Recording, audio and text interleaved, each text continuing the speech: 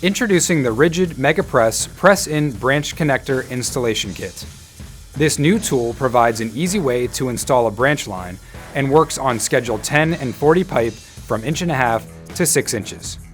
First, wrap the chain around the pipe, tighten the drill guide with a wrench, and attach the vacuum. Next, install the drill arbor, insert the drill into the guide, and drill a straight, square hole into the pipe. Remove the drill guide and vacuum, and install the fitting onto the expander. Use the alignment guides to hold the fitting onto the side of the pipe during your press. Insert the press tool onto the expander. In 4 to 5 seconds, the fitting is pressed.